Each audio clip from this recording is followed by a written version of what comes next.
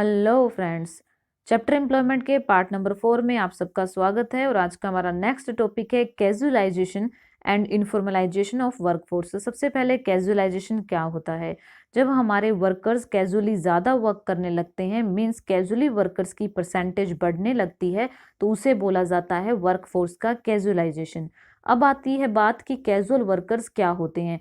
Casual workers वो worker होते हैं जिनकी जॉब परमानेंट नहीं होती है, उनकी जॉब के बाद उन्हें किसी तरह की कोई सिक्योरिटी नहीं मिलती है, वो एज ए डेली वेजर काम कर रहे होते हैं। उन्हें कुछ टाइम के लिए काम पर रखा जाता है, उसके बाद उन्हें निकाल दिया जाता है, मीन्स उनका जो वर्क है वो परमानेंट नहीं होता है।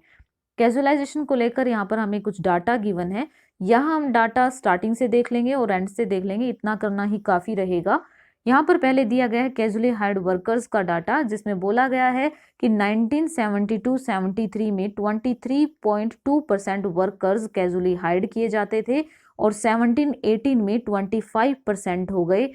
नेक्स्ट है सेल्फ एम्प्लॉयड वर्कर्स, जो कि 1972-73 में थे 61.4% और ये 17-18 में कम होकर हो गए हैं 52.2%, मीन्स 61.4% से कम होकर हुए 52.2%।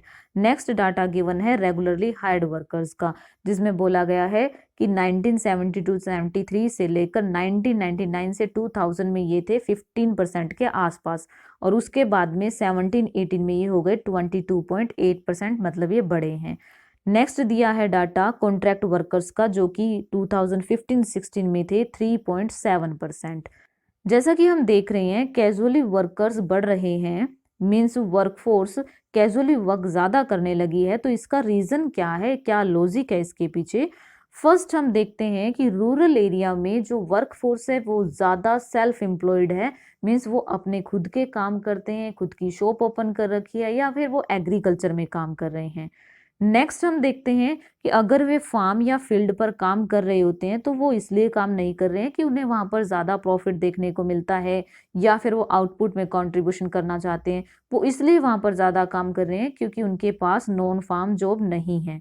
और अगर वे फार्म पर जॉब कर भी रहे हैं, मीन्स फार्म पर काम कर भी रहे हैं, तो वो सिर्फ नाम के लिए ही वहाँ काम कर रहे हैं। हमें वहाँ पर डिस्गाइज्ड अनएम्प्लॉयमेंट देखने को मिलती है, मतलब जहाँ एक पर्सन की ज़रूरत हो वहाँ पर एक से ज़्यादा पर्सन काम कर रहे हो, मतलब जितने लोगों की ज़रूरत हो उससे ज़्यादा वहाँ पर लोग काम कर रहे होंगे, तो उसे हम बोलेंगे डिस्गाइज्ड अनएम्प्लॉयमेंट। दिखती नहीं है हमें, लेकिन वहाँ पर अनएम्प्लॉयमेंट होती है। फिर अगर वे जॉब की अपॉर्चुनिटी को देखते हुए अर्बन एरिया की तरफ शिफ्ट कर भी जाते हैं, तो भी उन्हें वहां पर कैजुअली वर्क ही मिलता है, उन्हें एज अ डेली वेजर काम करना पड़ता है, उन्हें काम नहीं मिलता है। नेक्स्ट है इनफॉर्मलाइजेशन। इनफॉर्मलाइजेशन को समझने के लिए हमने एम्प्लॉयमेंट को 2 पार्ट में डिवाइड किया है। फर्स्ट है फॉर्मल सेक्टर एम्प्लॉयमेंट, सेकंड है इनफॉर्मल सेक्टर एम्प्लॉयमेंट। अब बात आती है कि फॉर्मल सेक्टर क्या होता है। इसे हम ऑर्गेनाइज्ड सेक्टर भी बोलते हैं, मतलब यहाँ पर जो आपको काम मिलेगा वो परमानेंट नेचर का होगा और उसके बाद में आपको सोशल सिक्योरिटी मिलेगी, आपको प्रोटेक्शन मिलेगी। सोशल सिक्योरिटी मीन्स आपको प्रोविडेंट फंड मिलेगा, इंश्योरेंस की फैसिलिटी मिल सकती है, पेंशन मिल सकती है। तो ये फैसिलिटी हमें फॉर्मल सेक्टर में देखने को मिलती है। इसमें क्या क्या इंक्लूड होता है? Government departments, public enterprises and ऐसी प्राइवेट एंटरप्राइजेज जहाँ पे 10 से ज़्यादा लोग काम करते हैं। और जो फॉर्मल सेक्टर में काम करते हैं उन्हें हम फॉर्मल वर्कर्स बोलते हैं। अब बात आती है इनफॉर्मल सेक्टर की, इसे हम अनऑर्गेनाइज्ड सेक्टर भी बोलते हैं। ये कौन कौन से होते हैं? ऐसी प्राइवेट एंटरप्राइजेस जहां पर 10 से कम लोग काम कर रहे होते हैं और जो यहाँ पर काम होता है वो परमानेंट नेचर का नहीं होता है, आपको कभी भी काम से निकाला जा सकता है और किसी भी तरह की सोशल सिक्योरिटी यहाँ पर नहीं मिलती है। Informal sector means unorganise sector में जो भी वर्कर काम कर रहे होते हैं उन्हें हम इनफॉर्मल वर्कर्स बोलते हैं। अब यहाँ पे हमें फॉर्मल सेक्टर और इनफॉर्मल सेक्टर में डिफरेंस देख लेना जरूरी है। फॉर्मल सेक्टर ऐसा सेक्टर है जहां पर आपको सोशल सिक्योरिटी मिल रही होती है, like gratuity, pension, provident fund, insurance, ये सब सिक्योरिटीज आपको मिलती हैं। लेकिन इनफॉर्मल सेक्टर में ऐसा कुछ नहीं मिलता है। फॉर्मल सेक्टर में वर्कर्स की प्रोटेक्शन के लिए काफ़ी कुछ लॉज बने होते हैं, मीन्स वर्कर के साथ में अगर किसी तरह की कोई मिस हैपनिंग होती है या कुछ गलत हो रहा होता है तो लॉज भी होते हैं जिनका यूज़ करके उन्हें प्रोटेक्ट किया जा सकता है। लेकिन इनफॉर्मल सेक्टर में ऐसा कुछ देखने को नहीं मिलता है।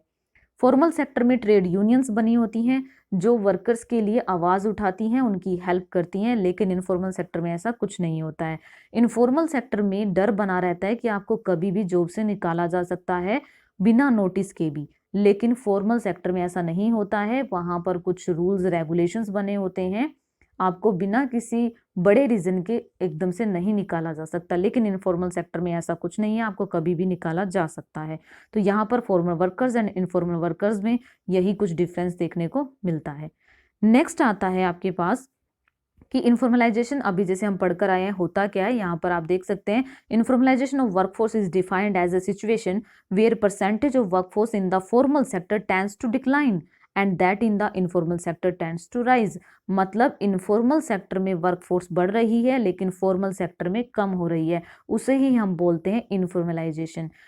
अगर हम किसी भी इकोनॉमी की बात करते हैं तो फॉर्मल सेक्टर में वर्कफोर्स का बढ़ना जरूरी होता है और अच्छा माना जाता है, लेकिन अगर हम इंडियन इकोनॉमी की बात करते हैं तो यहाँ पर हमें कुछ उल्टा ही देखने को मिलता है। इसका रीजन क्या है? 1991 में, जैसा कि आप सब जानते हैं, इकोनॉमिक रिफॉर्म्स आए थे जिसमें एलपीजी की पॉलिसी आई थी, means liberalisation, privatisation and globalisation, जिसके कारण क्या हुआ, हमारी इकोनॉमी कंट्रोल्ड इकोनॉमी से मार्केट इकोनॉमी बन गई। कंट्रोल्ड इकोनॉमी मींस जहां पर गवर्नमेंट का इंटरफेरेंस ज्यादा होता है, और मार्केट इकोनॉमी जहां पर मार्केट फोर्सेस ज्यादा काम करते हैं, मतलब डिमांड एंड सप्लाई के फोर्सेस ज्यादा काम करते हैं। तो इसकी वजह से क्या हुआ, यहाँ पर हमें इनफॉर्मलाइजेशन देखने को मिला।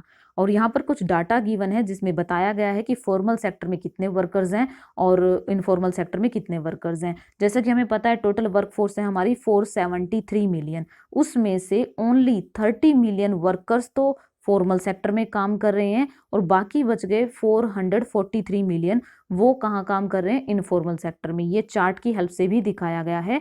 इसमें हमें ये पता है कि जो 6% वर्कर हैं वो फॉर्मली काम करते हैं और 94% वर्कर है वो इनफॉर्मली काम करते हैं। और फिर यहाँ पर चार्ट में फॉर्मल वर्कर्स को एंड इनफॉर्मल वर्कर्स को मेल एंड फीमेल में डिवाइड करके भी बताया गया है। यहाँ पर हम देख सकते हैं कि फॉर्मल सेक्टर में 24 मिलियन जो वर्कर्स हैं वो मेल हैं और 3 मिलियन वर्कर्स हैं वो फीमेल हैं, और इनफॉर्मल सेक्टर में 310 मिलियन है मेल और 133 हैं फीमेल। मीन्स यहाँ पर मेल की परसेंटेज ज़्यादा देखने को मिलती है, मेल दोनों ही सेक्टर में ज़्यादा काम कर रहे हैं। नेक्स्ट आता है अनएम्प्लॉयमेंट। अनएम्प्लॉयमेंट क्या होती है?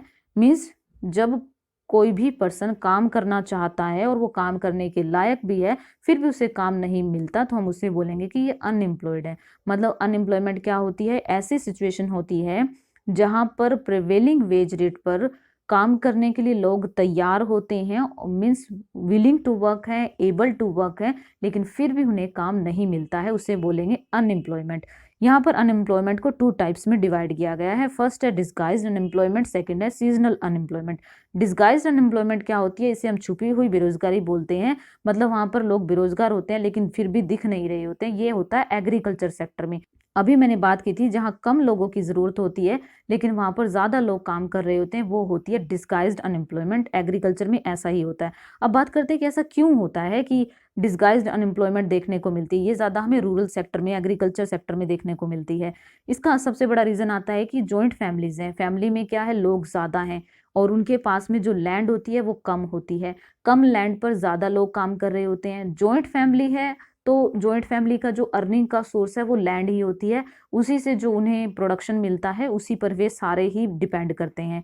तो एक ये रीज़न हो सकता है। दूसरा, टाइम के साथ साथ क्या हो गया है, अब जैसे फैमिलीज डिवाइड होती चली जा रही हैं, एक भाई है उसके हिस्से में मान लेते हैं कि 1 एकड़ जमीन आती है, अब उसके बच्चे हैं मान लेते हैं 2 या 3 बच्चे हैं, उनके हिस्से में वो जो 1 एकड़ है वो अब डिवाइड होकर के आएगी। तो धीरे धीरे क्या हो गया कि वो जो लैंड है वो उनके हिस्से में कम आती चली जा रही है, लेकिन फैमिलीज तो बढ़ती चली जा रही है ना, तो वो ज्यादा लोग हैं वो कम लैंड पर काम कर रहे होते हैं, जिसकी वजह से वो काफी टाइम तो फ्री रह जाते हैं। फिर हम देखते हैं कि जॉब की अपॉर्चुनिटीज भी नहीं है। अगर हम एग्रीकल्चर को छोड़ भी दें और फिर बाहर जाकर भी कहीं पे काम करना चाहें तो वो भी नहीं दिखता, मीन्स जॉब अपॉर्चुनिटी नहीं है, तो फिर हमें एग्रीकल्चर सेक्टर में काम करना ही पड़ता है। तो ये कुछ रीजन है जिसकी वजह से डिस्गाइज्ड अनएम्प्लॉयमेंट हमें देखने को मिल रही है। नेक्स्ट है सीजनल अनएम्प्लॉयमेंट। सीजनल अनएम्प्लॉयमेंट का मतलब होता है कि कुछ टाइम के लिए तो आपके पास काम होता है लेकिन कुछ टाइम के लिए काम नहीं होता। मतलब एक साल में आप 2 से 4 महीने फ्री रहते हो, बाकी के टाइम आप काम करते हो, लेकिन देखने वाले को ये लगता है कि यस आप पूरा साल काम कर रहे थे। इसका मतलब यहाँ पर सीजनल अनएम्प्लॉयमेंट है, आप अनएम्प्लॉयड तो रहते हो लेकिन कुछ टाइम के लिए रहते हो। ये भी हमें एग्रीकल्चर में देखने को मिलता है। अब इसका रीज़न क्या है? इसका रीज़न तो यही है कि कुछ तो हमारे पास इरिगेशन की फैसिलिटीज़ नहीं है, मीन्स आप एक टाइम पर एक साल में सिर्फ एक ही फसल को वहां पर उगा सकते हो। अगर हो सकता आपके पास अच्छी फैसिलिटीज अवेलेबल होती तो आप एक साल में 2 से 3 फसल भी वहां पर उगा सकते थे, जिसकी वजह से आप पूरा साल काम लगे रहते। लेकिन अब ऐसा नहीं होता, एक ही फसल करनी पड़ती है, जिसकी वजह से आप काफी टाइम फ्री भी रह जाते हो। और यही कुछ रीजन है कि सीजनल अनएम्प्लॉयमेंट देखने को मिलती है। फिर आता है कि causes of unemployment in India. India में अनएम्प्लॉयमेंट के क्या रीजन है? फर्स्ट वन है स्लो इकोनॉमिक ग्रोथ। मीन्स हमारी इकोनॉमी की जो ग्रोथ है वो स्लो है, जिसके कारण क्या है कि जॉब की अपॉर्चुनिटीज नहीं क्रिएट हो पा रही हैं, जिसकी वजह से लोगों को काम नहीं मिलता है और लेबर फोर्स है जो फ्री रह जाती है। ठीक है। Rapid growth of population means जिस परसेंटेज से, जिस रेट से पॉपुलेशन बढ़ती है उस रेट से जॉब क्रिएट नहीं हो पा रही हैं। एग्रीकल्चर सीजनल ऑक्यूपेशन, मतलब एग्रीकल्चर है वो एक सीजनल ऑक्यूपेशन है। जैसा कि अभी हमने देखा, कुछ टाइम के लिए तो हमारे पास काम होता है, बाकी के टाइम फ्री रहना पड़ता है, तो इसलिए हमें वहाँ पर सीजनल अनएम्प्लॉयमेंट देखने को मिलती है। इरिगेशन की फैसिलिटीज़ नहीं होती, इस कारण भी हम ज़्यादा क्रॉप को वहाँ पर नहीं लगा पाते हैं, तो इस कारण हमारी ज़्यादा पॉपुलेशन फ्री रह जाती है, अनएम्प्लॉयड रह जाती है। लैक ऑफ इरिगेशन फैसिलिटी, वही जो भी मैं बात कर ही रही थी कि इरिगेशन फैसिलिटी अगर हमारे पास अवेलेबल होती तो हम एक साल में 2 से 3 फसल भी लगा सकते थे, लेकिन वो नहीं लगा पाते हैं। तो यहाँ पर आपको डाटा भी गिवन है कि ओनली 44% एरिया में ही हमारे पास इरिगेशन की अच्छी फैसिलिटीज़ है, बाकी एरिया में नहीं है, तो इस वजह से अनएम्प्लॉयमेंट देखने को मिलती है। नेक्स्ट है जॉइंट फैमिली सिस्टम। मीन्स एक फैमिली में ज़्यादा लोग हैं और वो सारे के सारे उसी इनकम पर डिपेंड करते हैं, तो सारे बैठकर खाते हैं और 2 लोग हो सकता है फैमिली में से काम करते हों। तो यही जॉइंट फैमिली में यही होता है कि अगर एक काम कर रहा है, उससे अर्निंग आ रही है, बाकी को काम करने की ज़रूरत ही नहीं पड़ती है, तो इसलिए भी वो काम नहीं करते हैं और अनएम्प्लॉयमेंट देखने को मिलती है। Decay of cottage and small industries, मतलब ब्रिटिश टाइम से हम देख रहे थे कि क्या हुआ जब ब्रिटिशियन आए और उन्होंने जो छोटे छोटे हमारे काम चलते थे उन्हें बंद कर दिया और वो अपनी बड़ी बड़ी कंपनीज को सेटअप करने लग गए। तो जो वो छोटे मोटे काम लोगों को मिले वो धीरे धीरे बंद हो गए और अब उन्हें स्टार्ट करना मुश्किल हो गया, तो उसकी वजह से लोग अनएम्प्लॉयड रहने लग गए और बड़ी जगह पर या फिर स्किल्ड जहाँ पर लेबर की ज़रूरत होती है वहाँ पर वो काम नहीं कर पाते, इसलिए वो पीछे रह जाते हैं। लो सेविंग्स एंड इन्वेस्टमेंट्स, पहली बात तो सेविंग नहीं करते हैं लोग, मीन्स कैपिटल नहीं है हमारे पास, स्कार्स कैपिटल है, और फिर अगर उस कैपिटल को हम लगा भी देते हैं तो उसको ऑप्टिमल यूज़ नहीं हो पाता है, जिसकी वजह से मीन्स इन्वेस्टमेंट है वो अच्छे लेवल पे नहीं हो पाती है और जिसकी वजह से इंडस्ट्रीज क्रिएट नहीं होती हैं और लोगों को काम नहीं मिलता है। नेक्स्ट है लिमिटेड मोबिलिटी ऑफ लेबर। तो लेबर है हमारी वो गांवों को छोड़कर, अपनी जगह को छोड़कर किसी दूसरे एरिया पर शिफ्ट नहीं होती है, अपने आप को माइग्रेट नहीं करती है, जिसकी वजह से उन्हें काम नहीं मिल पाता है। तो ये भी रीज़न है अनएम्प्लॉयमेंट होने का। तो ये कुछ रीज़न हमने डिस्कस किए हैं और आई होप यहाँ पर अभी तक जो हमने पॉइंट डिस्कस किया आपको क्लियर हो चुके हैं। अगर किसी में भी प्रॉब्लम रहती है तो आप कमेंट करके बता सकते हैं। Thank you friends, thank for being here, thank you.